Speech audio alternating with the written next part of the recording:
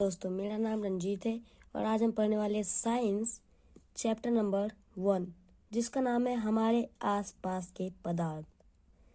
अब पदार्थ क्या होता है? पहला क्वेश्चन, पदार्थ होता क्या है? तो आइए इसके बारे में जानते हैं। ऐसा कुछ भी जो स्थान घेरता है वह जिसमें द्रव्यमान होता है पदार्थ कहलाता है और पदार्थ छोटे छोटे कणों से मिलकर बना होता है। पहले समझते हैं, ऐसा कुछ भी जो स्थान घेरता है, मतलब ऐसा कुछ भी जो एक स्थान घेरता है और उसका एक अपना द्रव्यमान होता है, वह पदार्थ कहलाता है। अब इसके कुछ एग्जाम्पल देख लेते हैं।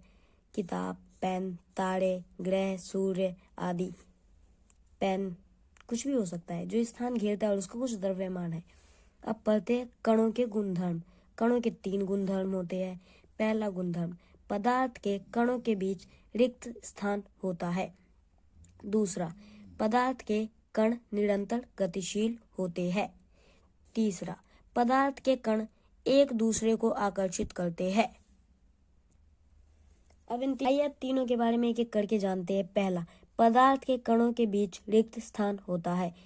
कणों के बीच रिक्त स्थान सबसे कम ठोस में होता है, मतलब सबसे कम रिक्त स्थान ठोस में होता है। ठोस से अधिक द्रव्य में होता है, मतलब द्रव्य में ठोस से थोड़ा सा ज्यादा होता है। और सबसे अधिक गैस में होता है, गैस में सबसे ज्यादा रिक्त स्थान होता है। अब दूसरा पढ़ते हैं, पदार्थ के कण निरंतर गतिशील होते हैं। पदार्थ के कणों में गतिज ऊर्जा होता है। तापमान बढ़ने पर कणों की गति और तेज होती है, क्योंकि गतिज ऊर्जा अधिक हो जाती है। मतलब पदार्थ के कणों में गतिज ऊर्जा होती है और यदि हम उसका तापमान बढ़ा दें तो गतिज ऊर्जा बढ़ जाती है। कणों के बीच गति, सबसे कम ठोस में गति होता है, द्रव्य में मध्यम होता है। सबसे कम गति ठोस में होता है, द्रव्य में उससे मध्यम होता है, बराबर होता है, मतलब आधा होता है। और सबसे अधिक गैस में होता है, गैस में सबसे ज्यादा होता है गति, गैस में सबसे ज्यादा गति होता है। अब पढ़ते हैं तीसरा, पदार्थ के कण एक दूसरे को आकर्षित करते हैं। कणों के बीच आकर्षण बल सबसे अधिक ठोस में होता है, द्रव्यों में मध्यम होता है, सबसे कम गैस में होता है। मतलब सबसे कम जो आकर्षण बल होता है ना, वो ठोस में होता है, उसके बाद द्रव्य में मध्यम होता है और सबसे कम मतलब उतना के बराबर गैस में होता है। अब पढ़ते हैं, पदार्थ की कुल 5 अवस्थाएं होती है। पहली ठोस, दूसरी द्रव्य, तीसरी गैस, चौथी प्लाज्मा, 5वीं बोस आइंस्टीन कंडेंसट। इसमें से हमें सिर्फ 3 पढ़ना है, क्योंकि हमें हमारी बुक में 3 के बारे में ही सिर्फ बताया है। पहला पढ़ते हैं ठोस निश्चित आकार। ये आप चित्र में देख सकते हैं, इनका आकार निश्चित होता है। निश्चित विमाएं, इनकी विमाएं निश्चित होता है। ये कठोर होते हैं, मतलब ये पेंसिल भी एक कठोर है। और असंपीड है, मतलब इसको संपीडित नहीं किया जा सकता। और अनिश्चित आयतन और निश्चित आयतन, इनका आयतन निश्चित होता है। उदाहरण, पहला मेज, ईंट, किताब, पेन आदि कुछ भी हो सकता है, पेंसिल भी हो सकता है ये। अब पढ़ेंगे दूसरा, द्रव्य। आप चित्र दे सकते हैं। पहला, अनिश्चित आकार। इनका आकार अनिश्चित होता है, इनका कोई आकार फिक्स नहीं होता है, ये अनिश्चित होता है। इनकी अनिश्चित विमाएं होती है, विमाएं इसकी अनिश्चित होती है। और इनमें बहाव होता है, बहाव मतलब ये रुकते नहीं है, गतिशील होते हैं ये। और तीसरा, कम संपीड़ित। इसको संपीड़ित कम किया जा सकता है, कम संपीड़ित होता है ये। और निश्चित आयतन, इनका आयतन है ना निश्चित होता है। उदाहरण के तौर पर पानी, दूध आदि। पानी हो सकता है, तरल पदार्थ, जितने भी तरल पदार्थ होते हैं वो द्रव्य कहलाते हैं, ऐसा आपको पता है। अब तीसरा पढ़ते हैं, गैस। गैस होता क्या है? गैस के बीच आकर्षण बल बहुत कम होता है, होता ही नहीं, ना के बराबर होता है आकर्षण बल।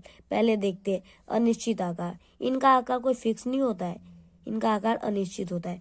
इनकी विमाएं अनिश्चित होती है। इनमें बहाव होता है, लेकिन इनमें बहाव ज्यादा होता है। अनिश्चित आयतन, इनमें आयतन इनका अनिश्चित होता है, कोई फिक्स नहीं होता है इनका आयतन। और अधिक संपीड़ित, इसको संपीड़ित किया जा सकता है। आपने घर के सिलेंडर में देखा होगा, गैस होता है, वो संपीड़ित गैस होता है। उसको जब उस गैस में जब ज्यादा दबाव पड़ता है तो वो द्रव्य में परिवर्तित हो जाता है। उस गैस का नाम एलपीजी है। कुछ उदाहरण देख लेते हैं इसके भी। ऑक्सीजन, मीथेन आदि बहुत सारी गैसें हैं। अब पढ़ते हैं पदार्थ की अवस्था में परिवर्तन। मतलब पदार्थ की अवस्था में क्या हम परिवर्तन कर सकते हैं?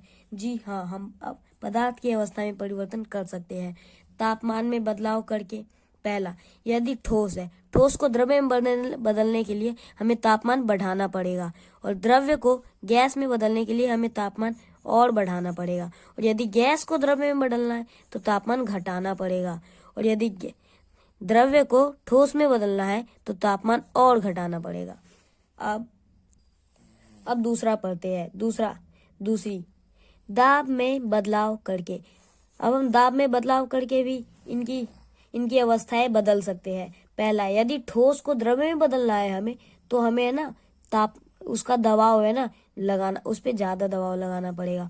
और यदि उसको द्रव्य को गैस में बदलना है तो उस पर और ज्यादा दबाव लगाना पड़ेगा। और यदि गैस को हमें द्रव्य में बदलना है तो क्या करना होगा? तो हमें उसका दबाव घटाना होगा। और यदि द्रव्य को ठोस में बदलना है फिर से, तो उसका दबाव और घटाना पड़ेगा, तो फिर से वो ठोस हो जाएगा। ऐसे ठोस से द्रव्य, द्रव्य से गैस, गैस से द्रव्य, द्रव्य से ठोस, ये चक्र चलता रहता है। तापमान में परिवर्तन के प्रभाव।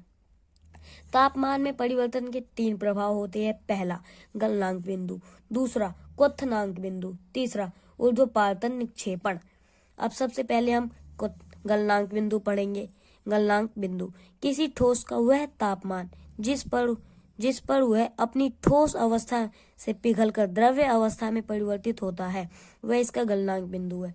मतलब यदि हमारे पास कोई ठोस वस्तु है, एग्जाम्पल के तौर पे यदि आपने बर्फ ले लिया, बर्फ को यदि आप उसका तापमान बढ़ाओगे और जब उसे आप पिघला दोगे तो पानी बन जाएगा, द्रव्य बन जाएगा, तो द्रव्य अवस्था में परिवर्तित हो जाएगा। इसी प्रक्रिया को हम गलनांक कहते हैं। उदाहरण भी कुछ ले लेते हैं, जैसे कि सोना है। सोना को यदि हम 1064 डिग्री सेल्सियस पर ले जाए तो वह पिघलना शुरू हो जाता है, और जिससे वो द्रव्य में परिवर्तित हो जाएगा।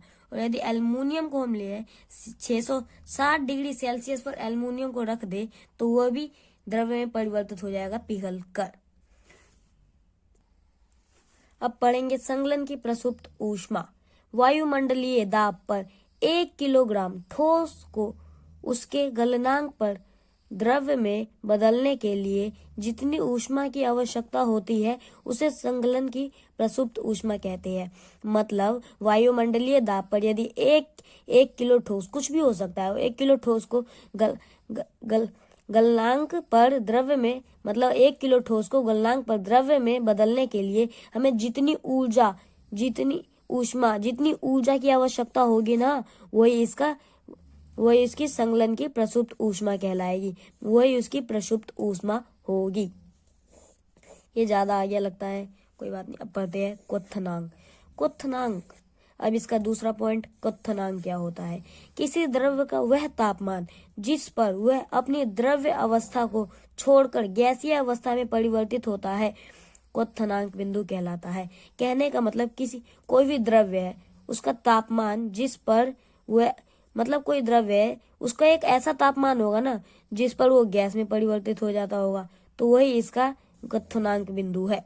इसी को क्वथनांक बिंदु कहते हैं। ऐसा कोई भी द्रव्य का वह तापमान जिस पर वह गैस में परिवर्तित हो जाता है, वह इसका क्वथनांक बिंदु कहलाता है। उदाहरण के तौर पर पानी को 100 डिग्री सेल्सियस पर अगर हम ले जाए तो गैस में परिवर्तित हो जाएगा। भाप, आपने देखा होगा कि वो भाप में बदलने लगता है। और यदि हम नाइट्रोजन को -195 डिग्री सेल्सियस पर ले आए तो वो गैस में परिवर्तित हो जाएगा। यहाँ पे याद रखना है आपको, ये माइनस में है। अब हम पढ़ेंगे वाष्पीकरण की गुप्त ऊष्मा। वायुमंडलीय दाब पर 1 किलोग्राम द्रव्य को उसके क्वथनांक पर गैस में बदलने के लिए जितनी ऊष्मीय ऊर्जा की आवश्यकता होगी उसे वाष्पीकरण की गुप्त ऊष्मा कहेंगे। कहने का मतलब वायुमंडल दाब पर 1 किलोग्राम द्रव्य को उसके क्वथनांक गैस में बदलने के लिए, मतलब कोई यदि हम वायुमंडल दाब पर 1 किलोग्राम द्रव्य है, यानी हम द्रव्य को गैस में बदलने के लिए जितनी हमें ऊर्जा की आवश्यकता होगी, जितनी ऊष्मीय ऊर्जा की हमें आवश्यकता होगी, वह इसका वाष्पीकरण की गुप्त ऊष्मा कहलाएगी। आपको समझ में आ गया होगा कि किसी भी द्रव्य को उसको गैस में बदलने के लिए जितनी ऊर्जा की आवश्यकता होगी वह इसकी गुप्त ऊष्मा कहलाएगी। अब पढ़ेंगे तीसरा जिसका नाम है ऊर्ध्वपातन। ऊर्ध्वपातन होता क्या है, आइए इसके बारे में थोड़ा समझते हैं। पदार्थ द्रव्य अवस्था में परिवर्तित हुए बिना ठोस अवस्था से सीधे गैस अवस्था में बदलने की प्रक्रिया को ऊर्ध्वपातन कहते हैं। कहने का मतलब, यदि कोई द्रव्य है, द्रव्य अवस्था में परिवर्तित, मतलब यदि कोई ठोस है हमारे पास, कुछ भी वस्तु है, यदि वो ठोस है तो वो द्रव्य में आए बिना सीधा यदि गैस में आ जाए तो ये उसका ऊर्ध्वपातन बिंदु कहलाता है। कहने का मतलब, यदि कोई ठोस पदार्थ है हमारे पास तो सीधा गैस में आ जाएगी, लेकिन हमने तो पढ़ा था कि ठोस पहले द्रव्य होती है, फिर द्रव्य फिर गैस होती है, तो लेकिन ऐसा नहीं, ठोस जब गैस में परिवर्तित हो जाती है तो इस प्रक्रिया को ऊर्ध्वपातन कहते हैं। अब पढ़ लेते हैं निक्षेपण क्या होता है। गैस से सीधा ठोस बनने की प्रक्रिया को निक्षेपण कहते हैं। मतलब यदि हमारे पास कोई गैस है, अब गैस तो पहले द्रव्य में बदलती थी फिर ठोस में बदलती थी, लेकिन यहाँ पे नहीं है, गैस सीधा ठोस में बदल ली है, इस प्रक्रिया को हम निक्षेपण कहते हैं। कुछ उदाहरण है, आइए देखते हैं। अमोनिया क्लोराइड, कपूर जो पूजा सामग्री में यूज होती है। नेपथेलियन की गोलियां हम कपड़ों को स्टोर करने के लिए रखते हैं ताकि उसमें कीड़े ना लगे। अब ये थोड़ा एक चक्र देख लेते हैं। यदि कोई वस्तु हमारे पास ठोस है, उसको हमें द्रव्य में बदलना है, तो यदि किसी ठोस वस्तु को हम द्रव्य में बदलेंगे तो उस प्रक्रिया को हम संगलन कहेंगे, और यदि द्रव्य को हम गैस में बदलेंगे तो उस प्रक्रिया को वाष्पीकरण कहेंगे, और यदि गैस को ठोस में फिर से बदलेंगे तो उसे निक्षेपण कहेंगे। और यदि हमें इसका बिल्कुल उल्टा करना हो, उल्टा मतलब यदि हमें गैस को द्रव्य में बदलना है, तो गैस को द्रव्य में बदलने के लिए द्रव्य में बदलने की प्रक्रिया को संघनन कहेंगे। और यदि द्रव्य को ठोस में बदलना है तो इसे जमना कहेंगे। आपने फ्रिज देखा होगा, फ्रिज में हम पानी रख देते हैं तो वो जम जाता है, मतलब वो द्रव्य से पानी, वो लिक्विड जो होता है ना, वो ठंडा होने की वजह से ठोस हो जाता है, जम जाता है। और यदि हमें फिर से उसको गैस में बदलना है तो ठोस को गैस में बदलने के लिए हम ठोस को गैस में बदलने की प्रक्रिया समझ में आ गया। मैं एक बार और बता देता हूँ।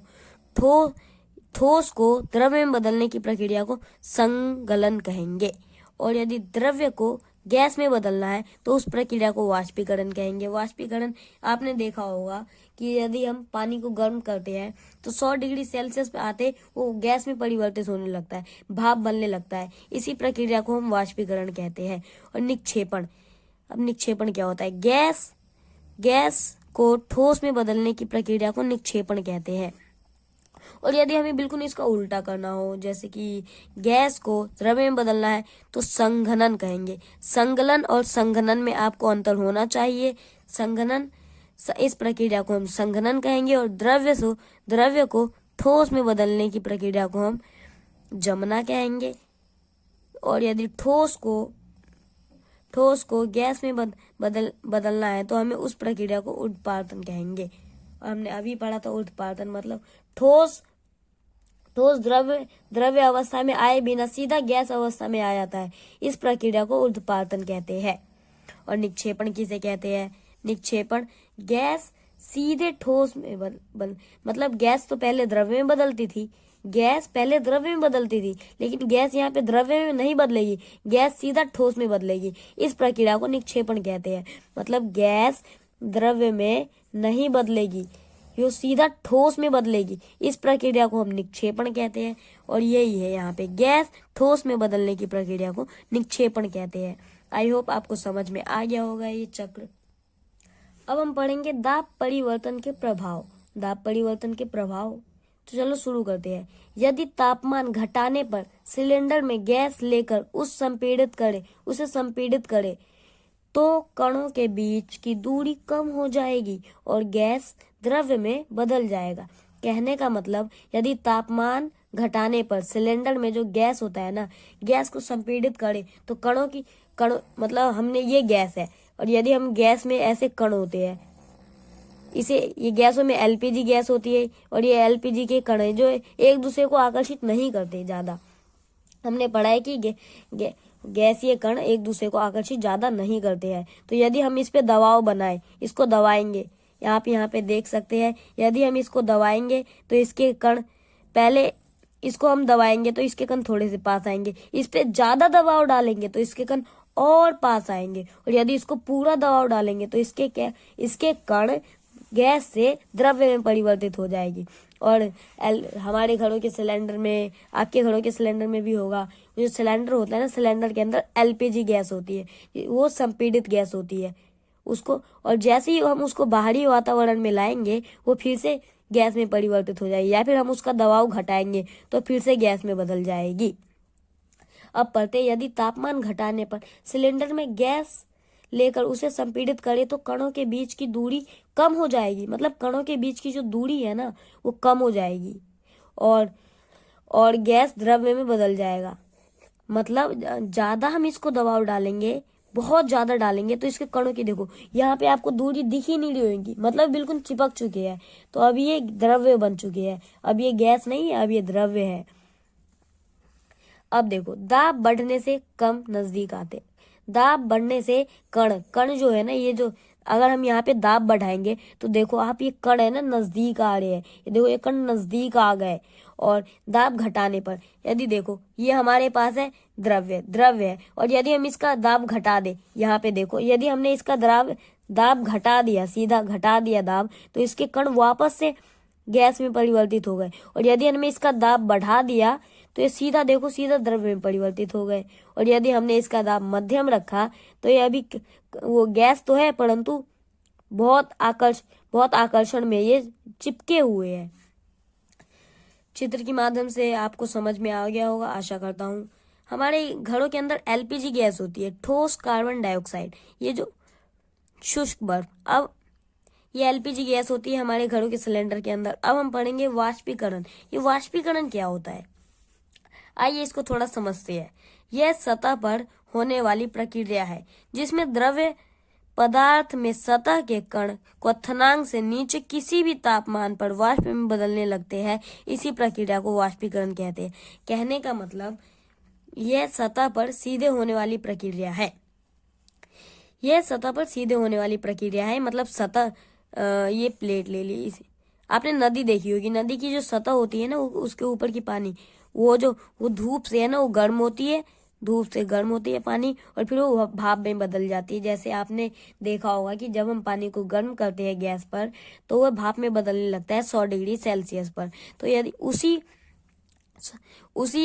यदि ये सूरज है, सूरज से ये जो रोशनी आ रही है, किरणें आ रही है, ये पानी पे पड़ रही है, जिससे ना ये गर्म हो जाता है। ये पानी की सतह ज्यादा, पहले पानी के अंदर थोड़ी ना गर्म होगी, पहले सतह उसकी गर्म होगी, इसलिए जब ज्यादा गर्म हो जाएगी तो भाप में बदलने लगेगी। इसी प्रक्रिया को हम वाष्पीकरण कहते हैं। वाष्पीकरण को प्रभावित करने वाले कारक, वाष्पीकरण को कुछ कारक प्रभावित करते हैं, आइए देखते हैं। पहले सतह का क्षेत्रफल, यदि सतह का क्षेत्रफल बढ़ेगा तो वाष्पीकरण प्रभावित हो गई। आपने एक प्लेट में चाय रखी और एक कप में चाय रखी, तो प्लेट वाली चाय ज्यादा जल्दी ठंडा हो जाती है। ऐसा क्यों होता है? क्योंकि प्लेट की चाय की सतह का क्षेत्रफल ज्यादा है, और कप के चाय का क्षेत्रफल बहुत कम है, इसीलिए गर्म रहती है और ये ठंडी रहती है, ये जल्दी ठंडी हो जाती है। अब तापमान, आपने देखा होगा कि बाहर जब मम्मी कपड़े डालती है तो धूप से सूखते हैं, ऐसा वो धूप से सूख जाते हैं। और दूसरा है आर्द्रता। आर्द्रता मतलब होता है वायु में मौजूद जलवाष्प की मात्रा को आर्द्रता कहते हैं। मतलब वायु में जो उपस्थित होती है ना जलवाष्प, वो जो वाष्प बन के आती है, जो अभी हमने पढ़ा था पीछे, वाष्प बन के आती है, उसे आर्द्रता कहते हैं। अब है वायु की गति। आपने देखा होगा जब धूप नहीं निकलती तब भी मम्मा कपड़े बाहर डाल देती है। ऐसा इसलिए होता है क्योंकि जब वायु की गति तेज से आएगी ना, तो वो जो पानी के कण होंगे ना वायु के साथ उड़ जाएंगे, इससे है ना कपड़े सूख जाएंगे। वाष्पीकरण से शीतलता। वाष्पीकरण के दौरान द्रव्य में कण अपने आसपास के वातावरण से ऊर्जा अवशोषित कर लेते हैं। वाष्पीकरण प्रक्रिया के दौरान द्रव के कण अपने आसपास से, मतलब आपने वो देखा होगा परफ्यूम जो आता है ना, अगर आप उसको अपने हाथ की हथेली पे रखोगे ना, तो बाहरी पर्यावरण से जितनी भी वो होती है ना गर्मी मतलब ऊष्मीय ऊर्जा, उसको अवशोषित कर लेती है और आपके हाथों के अंदर, हथेलियों के अंदर जितनी भी ऊष्मीय ऊर्जा होती है उसको भी अवशोषित कर लेती है, जिससे वो जल्दी भाप बन जाती है और उड़ जाती है। इसी को कहते हैं वाष्पीकरण से शीतलता। Thank you for watching. अगर आपको वीडियो काम का लगा हुआ हो, अच्छा लगा हो, तो सब्सक्राइब करें।